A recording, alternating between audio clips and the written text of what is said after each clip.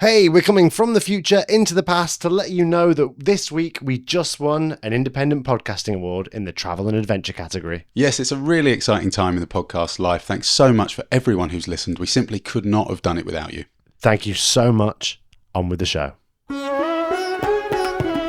Hello and welcome to this episode of Tripology. It's the only backpacking podcast where the hosts don't also have a daily travel vlog channel on YouTube. Yeah. I'm Alun and I'm here with the ever tectonic Adam. It's great to be back. Thanks everyone for joining us again. We've got a wicked show this week, of course, a little catch up where we're going to talk about what we've been doing this week, what's been happening in our respective lives. And then Vagabot's back. He's off to Chiang Mai apparently. So we've got to find him the most authentic experience. And then, of course, we've got Tales of a Trip at the end where we hear from one of you lovely guys about what you've been up to. I'll tell you what I've been up to this week, mate. I've been shaking all over the shop. Oh, yeah, you're taking up dance lessons again? Yeah, there's been something in the way of dance lessons, but my primary reason for shaking and quaking and moving about is because of the, haphazard number of earthquakes that have been taking place. More than one? More than one earthquake? Guess how many there's been in the last 7 days? Well, I've got to go for number 7, haven't I? Seven in 7 days? Mate, there's been 31 earthquakes that have hit Siargao in the last 7 days. Oh, well, surely not just Siargao, the Philippines in general. 31. Very isolated, very concentrated little quakes. No, they've sort of been in this region, yeah. Oh my goodness. Did you know they were coming? You know, you've sort of got your finger on the pulse when it comes to that sort of stuff. Great choice of words. I've got every part of my body has been on the pulse in one way or another. But let me give you the stats, my friend. In the last 7 days, we've had 3 earthquakes above magnitude 4, yeah? Okay. Including one up to magnitude 7. We've had 6 above magnitude 3 and 18 above magnitude 2. And then the rest of them have just been little microquakes. Hang on a minute. One at a magnitude of up to 7? I think there's one at 7, yeah. Would that not have created a tsunami? Well, we were on the outskirts. Outskirts. What you get up to in your own time is none of my business. One of them hit Cebu quite hard and it's been quite problematic. But because Siargao is there, just on if you look at a map, you'll see it just on the edge of the red ring of earthquakeness. You'll see that it wasn't so bad for us, but my shack did move quite considerably. It was at the literal Shake Shack. So go on then, talk us through it, because when I was in Taiwan last year, I felt my first earthquake. I don't know if it's your first earthquake, but mine was a measly, I think it was a 5.1. And I didn't even know it was an earthquake. Grow up. I didn't know it was an earthquake at first. Did you? No, I thought that someone was playing a kind of practical joke. And what I'd imagined, I was lying in bed when it happened. And my initial thought was that several sort of burly men were outside my shack and rocking it back and forth. That was genuinely my initial reaction. I was like, who's rocking the shack? And more plausible was it than an earthquake? Well, I just thought it's quite accessible, this shack, and I thought, why are people shaking the shack? Maybe there's some construction going on. Maybe someone pushed past it. I don't really know. It's a corrugated shack, so I reckon you could push it from side to side.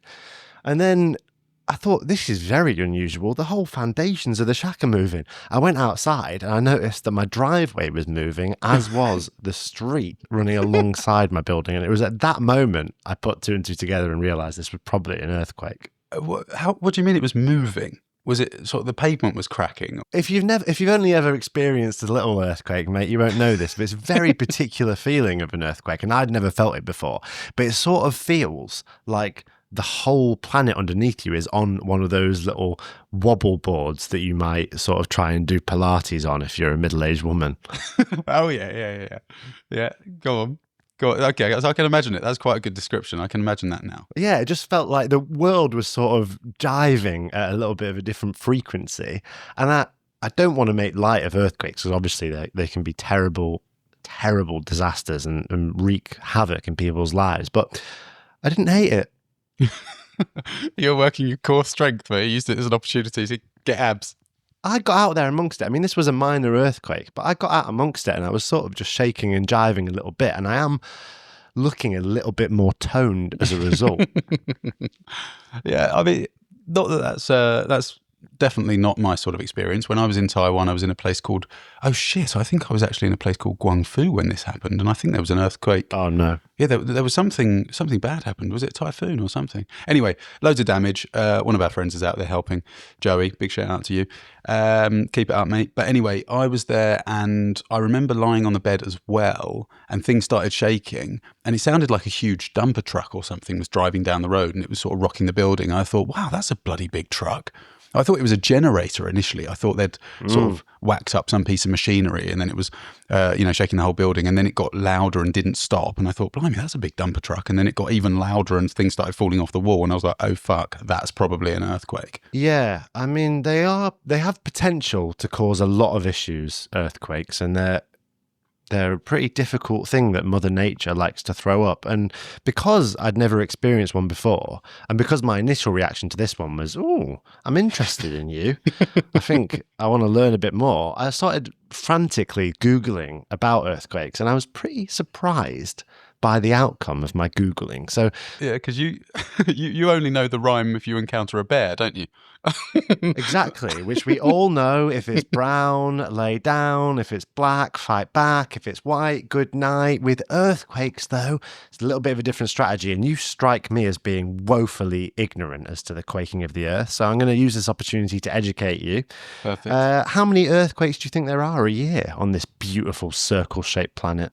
Well, given that you've already experienced 31 in the last week, am I able to do the mathematics? And how big do I go? Because I don't want to rain on your parade. I don't want to say something that's so big that ends up being reductive. And do you not think I could? Go big, mate. Really? Go on, try and derail the podcast, yeah. How many earthquakes do I think all over the world? Tectonic plates, doing the maths in my head. Just saying different words. Oh, new man of volcanosis. Oh, yeah, tectonic plates. Continental shift, geology. How many did you say? I had said 100,000. You're not far off, mate. They're not far off. That I would put that in the category of a moderate derailing. It's only 500,000 though. Oh my goodness. 500,000. Yeah. That's a lot of earthquakes. That's more than one a day. Yeah, and only 1/5 of those are felt by people. About 100,000 people feel the earthquakes. Oh, is that all? 400,000 earthquakes a year. They go completely unnoticed. And I would like to use this opportunity to recognise them. So you said 100,000 are recognised by people. You mean 100,000 of the earthquakes? The way it was phrased led me to believe that only 100,000 people could feel the earthquakes. What, it's like a mutation that those people have? Some special power. So we're like, oh my God, it's a 5.1. People are going, really? I mean, you are moving a lot. Are you? You're on a date with someone, you don't know that they have this ability, and they just go, oh my God, what was it? I just felt an earthquake. Your abs are so toned. Okay, wow, my goodness. Do you want to know something else? There's still a lot of earthquakes. I said 100,000, and how would I know otherwise? Well, exactly. If only 100,000 can be felt. I try not to lie to you, mate, but let me tell you something else about earthquakes is sometimes they have the ability to literally change time. Okay. Now There's an you've got me earthquake interested. There was an earthquake an earthquake. There was an earthquake on someone's birthday, and they aged by a whole year. There was an earthquake in 2011 in Japan, and because it was so ferocious, it just very slightly changed the Earth's axis and shortened the day by 1.8 microseconds. As interesting as that is, it's negligible, isn't it? I like to think there was someone in Japan who was doing that whole thing where you go, you'll never be as young as you are right now. And by the time they finished the sentence, the person was ever so slightly younger. That's really interesting. You've been doing loads of earthquake digging, loads of facts and figures and stuff. Do you know where the most earthquakes are? I think Chile is one of the most earthquakeable countries in the world. Actually, that does check out because you know when you text me... Because everyone there has toned abs. No, in the first few earthquakes that you felt, you know, I would imagine that was the only time you bothered to tell me that you were going through an earthquake was in the first few when it was still novel. Yeah. By the 25th and 26th earthquake, you probably were just not bothered about it at all. I was just sending you pictures of my torso. Because... yeah, funny. No, I was with a woman at work when I received the text message, and I told her, I was like, oh my God, my mate's in the Philippines and there's an earthquake, and we were talking about earthquakes, and then I asked her, She's from Chile, by the way. I don't know if I just mentioned that. She's from Chile. And I asked, she said, have you ever felt an earthquake? And I said, yeah, last year in Taiwan. Have you ever felt any? And she said, hello, I'm from Chile.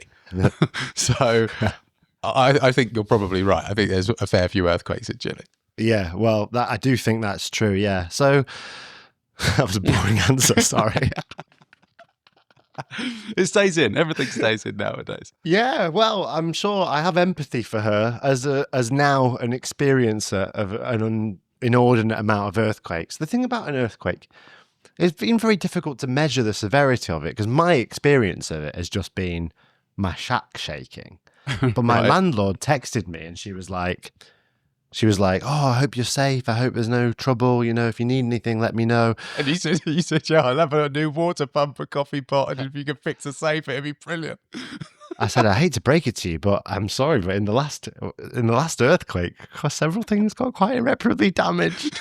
This is the sign from the universe you've been waiting for. It has delivered. Exactly. I am the proud owner now. For those of you who are wondering after last week's episode, I am the owner of a new water pump and a new coffee pot.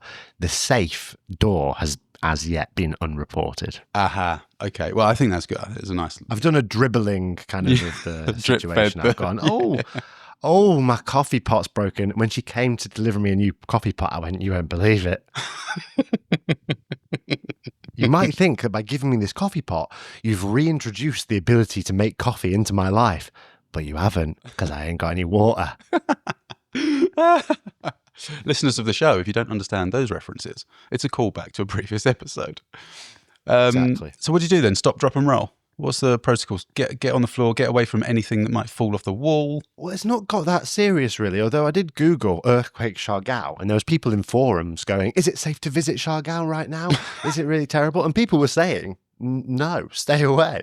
So I was quite surprised to learn that there was some evacuations, people being told to get to high ground because there was the threat of a tsunami. Wow. And how far away is your shack from the sea? You could probably get to the water. If I had to, I think I could be in the sea in 30 seconds. Is it that close? Oh my God. But I would be running. No, I mean, even if you weren't doing that, it's still very close. What I'm trying to ascertain is whether you would be engulfed by a wave or not. And I think you probably would. It'd be quite good if in the Patreon section of this episode, you just riffed and I tried to jump into the sea and get back before. Can we do like a live stream or something? Maybe we'll try. Yeah, that's not worth a couple of dollars. I don't know what it is. We'll see you in the Patreon section. I can't do it right now because I'm scared of the tsunami, but in subsequent weeks, before I leave Siargao, we'll do something like that, yeah. That sounds good. There you go. Now's the time to sign up, guys. Yeah. Okay. Well, speaking of the Patreon section, I'd like to use this opportunity to let people know. We have a Patreon section, the Lost and Found section. It's ever such a beautiful section at the end of the show, and it costs such a minimal amount of money. We need your support now very much, more than ever, to grow the show and make it a beautiful, wonderful community. So if you do, by chance, have a couple of spare dollars a month to listen to an extra 15 minutes at the end of the episode, go ahead, patreon.com/Tropology Podcast. It's just a beautiful place over there, and we love you very much for trying your best. Now, though, Adam, we've got to hear from our favourite travel AI, the proverbial Vagabot, who's going to judge which hostel it wants to stay at based on the quantitative measure of authenticity alone. Let's battle it out, Alun. It's Hostel Wars. Hostel Wars. Okay, here we are, Hostel Wars. Vagabot, of course, our own tripological AI trained on data from backpackers who went to Thailand on a gap year. It just seeks the perfect, most authentic experience ever. And by authentic, of course, we mean absolute, most horrendous. Me and Adam are going to compete to find the worst reviews in Chiang Mai, Thailand, and we'll see where Vagabot wants to stay. And that hostel will be named and shamed live on air. Adam, you are the winner of last episode of Hostel Wars. You, of course, had the hostel which Vagabot chose. Mm-hmm. I'll go first, shall I? Sure. Sure. Let's hear what you got, mate. Let's hear what you're going to deliver to Vagabot, your suggestion. See if you can become the Chiang Mai champion. It's a place we've both been, I believe, a place we know and love, Yeah. and a place we absolutely want Vagabot to have an authentic experience. Yeah, Chiang Mai. I didn't spend a whole lot of time there, but I tried to find the worst review that I could so that Vagabot would really get its teeth into Chiang Mai as a place. And I chose a review by a 25-year-old Spanish traveller who gave the hostel I'm about to read out the review from 2 stars only. Ooh, low. Here we go. The owners were not friendly from the beginning, but after I checked out, they were just so rude. I asked if I could leave my bags until 6 p.m. and they agreed, but around 4 p.m. I walked past the hostel and I found out there was no one in reception and my bags were left outside on the street. I called the owner asking for explanation and she basically hung up on me. I have never experienced this lack of hospitality before. Very unprofessional and rude. My goodness. Okay, I don't fancy my chances. I'd be furious. I'd be livid. You'd be livid, wouldn't you? Things like that just left strewn across the lawn, whatever they were. What would you do in that situation? I mean, there's very little in the way of recourse, I suppose. What are you going to do? Call the police? But I would be furious. At the very least I would do is go on the internet and leave a 2-star review. It's amazing that the stay must have been amazing. The comfort of the bedding must have been amazing to have earned that extra star. Well, yeah, interesting to know your thoughts, mate. When you were doing your research, a lot of bed bugs being mentioned I found in hostels in Chiang Mai. I don't want to put a cat amongst the pigeons, but I'm just saying, if you are going to go there, if you are going to Chiang Mai, maybe do read the reviews beforehand, because you wouldn't want to stay there. Yeah, I want to talk more about bed bugs. I, of course, only experienced them once in my whole time, but I've avoided them for the most part because they are the bane of the traveller. Yeah, I mean, I don't think I've ever experienced them, and maybe that means I actually have, and I've just been completely unaware. Maybe it's me. Maybe I'm infecting all of the other beds. Oh, that's nice. That's what she said. No, that wouldn't be a nice thing to say, would it, at all? He infected my bed. Gross. Yeah, they're horrible. Anyway, moving swiftly on, I have selected the review from a 18 to 24-year-old female from Finland who has also given this hostel a 2-star review. Let's have a read. Here we go. Had a very bad experience in this hostel. Found bed bugs in many of the beds in 2 different rooms. The staff did not care about it and did not seem to be concerned at all. They were not helpful when we told them about the problem, and when we asked for a refund, they completely ignored us and they were on their phones instead. The staff also slept in the same room as us, which was pretty weird. One morning, a random woman appeared in my friend's bed. I don't recommend staying here. Yeah.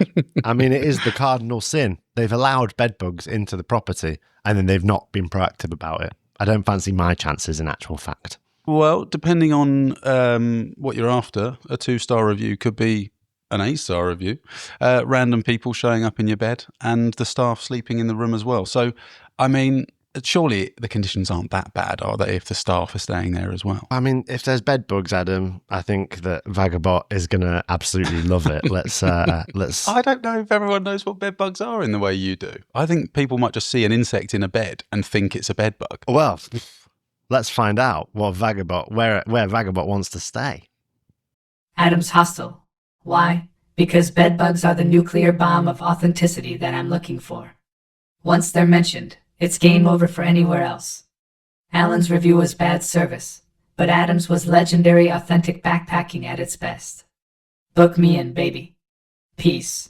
There we go, Adam. You win again. Vagabot, of course, viewing bedbugs as more of a beacon of authenticity than having his bags left out on the street, which I don't think touches the sides for Vagabot. Being the perfect travel AI, I think Vagabot probably doesn't have much in the way of bags anyway. What can I say, mate? That's a couple in a row now. Yeah. I think you need to step your game up. And of course, as is tradition, I'm now going to reveal the name of the hostel. That is New Warm Light Hostel. New Warm Light Hostel in Chiang Mai. If you want to go and have an authentic experience in northern Thailand, go and head there. You're very good at choosing authentic places for Vagabot to stay. While it bodes well for your ability to win at Hostel Wars, it doesn't bode well if me and you decide to host any Tropology tours in the future.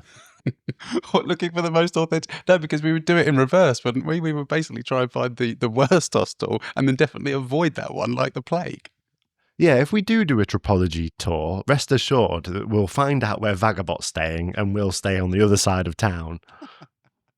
Well, we might organise a walking tour where you can all meet up and that sort of stuff, but there will be no bed bugs. I can promise you that.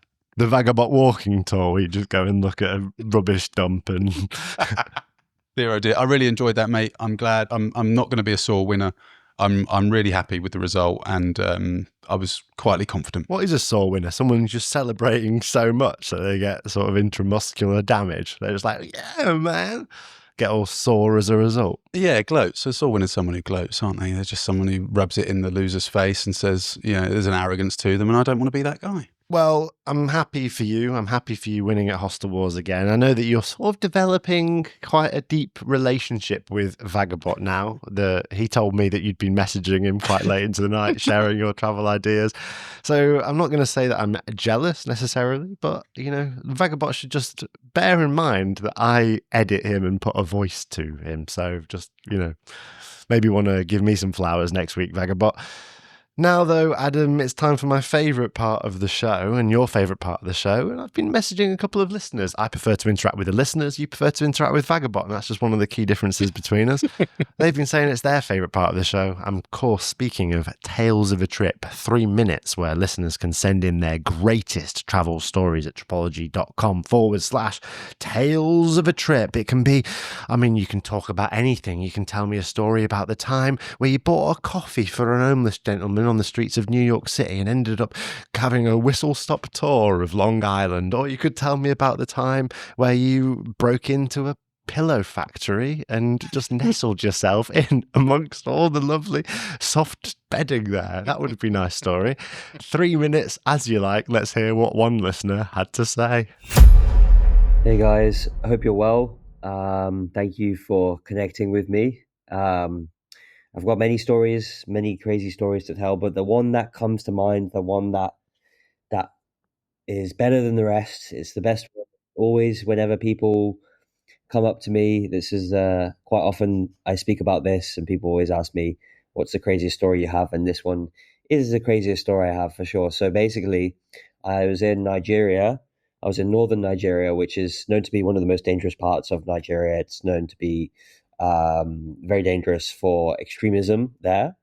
And I went to go see a bare-knuckle boxing match. I thought I was going to watch, but actually what happened was I didn't just watch. So went with my tour guide, and he sat me down. There's a stadium of maybe 5,000 people to 10,000 people, all Nigerian.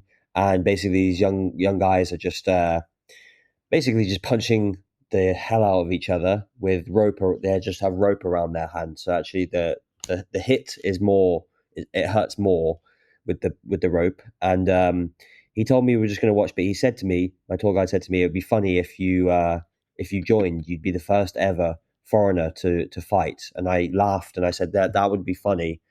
And he took that miscommunication. He took that as a yes. So although that, I guess I got to take responsibility for that, but he took that as a yes. Next minute, he's all. I didn't know any of this, but I hear my name on the loudspeaker. That's the first time I knew that I was fighting, when they said Harry Jaggard from England is going to fight now, and I was rolling the camera at that point. So I thought, in the moment, I thought it would be funny.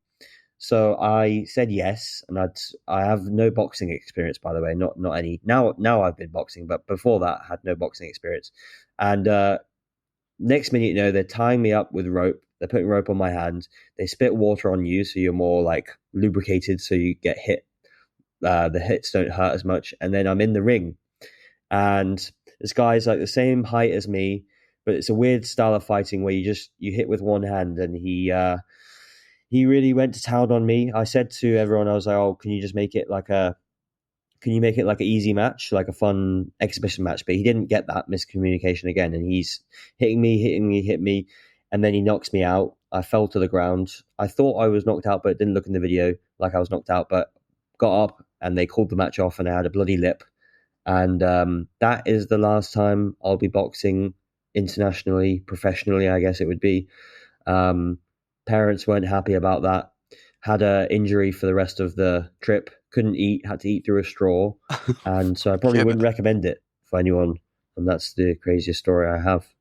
So thank you. Wow. Wowza, Harry Jaggard there. Crazy, crazy times. They tied him up with rope and spat water at him. It sounds like a mugging. Yeah. I mean, as if it wasn't bad enough already. That is my idea of maybe a nightmare. I don't think I would have ever... rope as well. Oh, as soon as Harry said rope, it just makes me wince. The cascade of events there of going, yeah, that would be funny. Ooh. And in doing that, in acknowledging the humour of the situation, sir, you've agreed to a rope tying, some water spitting, a punching in the face, and a week of drinking food through a straw. Yeah, my God, talk about getting stuck in. I mean, if you haven't seen Harry's stuff yet, of course, we'll put links in the description, that sort of stuff, to his Instagram and YouTube channel and stuff. It's amazing, amazing content. Absolutely love watching his stuff over the years. Really like endearing, great at interacting with locals, and just captures a side of travel that I don't think many other people do. Speaks a number of languages as well. Just an awesome, really, really likable guy, which almost makes this story even worse, because I can't imagine the physical violence of, even just a sparring match with big guys from northern Nigeria with ropes around their hand. I'm not sure I would even do that for fun or an excursion, or even for the... Don't get any ideas, Alan. I wouldn't do it for the purposes of content. Yeah, well, I mean, let's play some tripological reasoning with regards to this. I think that you might have a similar reaction if a Nigerian gentleman said to you, oh, it'd be really funny if you went into this bare-knuckle event. You might say, huh, yeah, that would be funny. At what point do you abjectly make enough of a fuss to stop the cascade of events? Well, I'm not sure in that environment. It would already be quite strange for me to be in that environment, watching a bare-knuckle boxing match. I don't think I've seen, Chiang Mai got a mention earlier, and I did see a Muay Thai fighting match. So, exactly. So just imagine that, but in Africa. Yeah. I would like to think that my response to that would be, yeah, that would be funny, because that's quite sort of lighthearted and yeah, good joke. But in reality, I'd be thinking there would be few things less funny actually than me being in that ring. Regrettably, I would have put a stop when I saw the ropes coming up to me. No, this is not, I know I'm like, would be the first foreigner, and that'd be really cool, and it'd be really good for the event and whatever, but I'm absolutely not going to do it. I've just seen the previous fights, and I don't want any of it, thanks. So as the situation snowballed, you would kibosh it? I think so. I would have to. I mean, I've never had a punch in my life, Alan. I wouldn't know what I'm doing. I'd be so out of place. It would be, I mean, I think out of the two of us, you would we be there together maybe? And we could just usher you in, perhaps? That's what I would do. If I was in that situation and you'd been so stupid as to say that would be funny, I think I would have to step in. So you were the tour guide in that way. Yeah. If you did something like that, I would go, Adam, it's not looking good for you, mate. I'm going to have to save you here. But in return, consider it a sort of life debt. And you'll have to do a podcast with me for the next 10 years. You say, funny? I'll show you fucking funny. Adam, I'd throw a fuss straight away. The tour guide says, oh, it'd be funny if you stepped in, and you go, yeah, that would be. I'm like, Adam, you idiot. You don't understand the Nigerian customs at all. This is going to get out of control. You're going to be in the ring. You're going to get a bloody lip, you fool. The northern Nigerians have got a very particular sense of humour that I don't think you quite understand. Adam. No, that's right up your street though, isn't it, mate? I can imagine you wanting to go to an event like that, maybe drawing the line at being involved in one until you'd had more boxing experience, perhaps. But for anyone who hasn't seen it, jump on YouTube. I'll put the link in the description. If it's any consolation, Harry, the video is worth it. It's pretty rough, but I do think it makes for great watching. Yeah, and what a great submission to Tales of a Trip. I think that you, more than me, are good at sort of saying yes to experiences while you're traveling. I don't think I'd have got in that situation. I think I'd have been like, absolutely not, emphatically. I don't think I would have engaged. So there you go. I'd have missed out on that wonderful experience and the wonderful accompanying video. Yeah, well, thanks ever so much for sending it in, Harry. Big fan. Hopefully we see you out there somewhere, mate. We'll have to do something in the future. And I think that's pretty much it, mate, isn't it? I think we're going to shoot off into the Patreon section now. Yeah, the Patreon section, the Lost and Found section. Go to patreon.com/Tripology Podcast if you want to hear that little bonus 15 minutes at the end of the episode. But for now, send in your Tales of a Trip stories and we'll see you all next week. Thanks for watching. We'll see you there. Bye. Bye.